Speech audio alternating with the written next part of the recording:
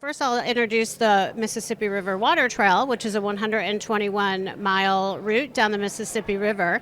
Obviously, we spend most of our time on the water trail in the spring, summer, and fall. So a few years ago, folks from the Water Trail Association decided it would be a great idea to get all of our members and volunteers together during the winter months in January. And the best way to do that was to be inside in the warm. So we started a speaker series.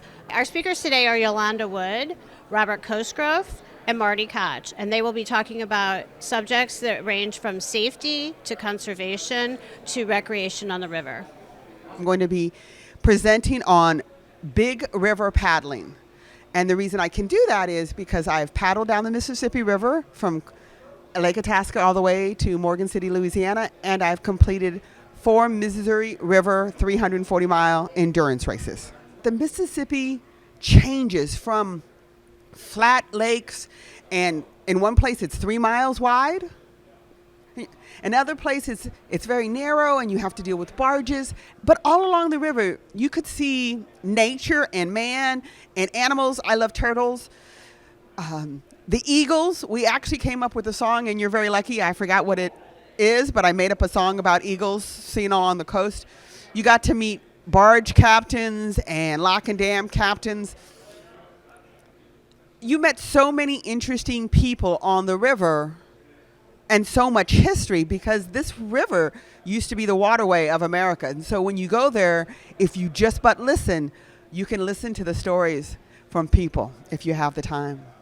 Paddled the entire river in 2021, and then again in 2022. Last year I paddled with Dale Sanders, better known as Graybeard, and he set the record as the oldest person to paddle the entire river at 87 years old. Quite a remarkable feat, and a big thrill for me to be a part of that. The Mississippi is kind of like America's river. There's a lot of history and folklore involved in it. You know, going back, everybody knows the story of Tom Sawyer and Huckleberry Finn, Becky Thatcher. We love the folklore, and there's something about the Mississippi. You know, it just holds a special place in my heart. I think anybody that lives in the Midwest, it's like I said, America's river. I think the favorite part was sunrises and sunsets. They look glorious. The river can be very loud, though, because crickets and all kinds of animals, they just come out to play. And you think your kids are loud? Get on the Mississippi River at night and hear the crickets, and you're going like, can you just hush? So that meeting the people and just seeing the river change. I got to see a bear. Luckily, it was running the opposite direction, but I saw a bear. I saw eagles that were glorious. I saw turtles and animals and fish. It was just the best way to calm down and take a moment to appreciate this earth that we are on. We went through rain. We went through wind that almost pushed us upstream. We met some interesting people, and I have some stories and some images of people and places that you can't really take away until I get too old to remember. So when you do anything that's especially physical, no one can take that away from you.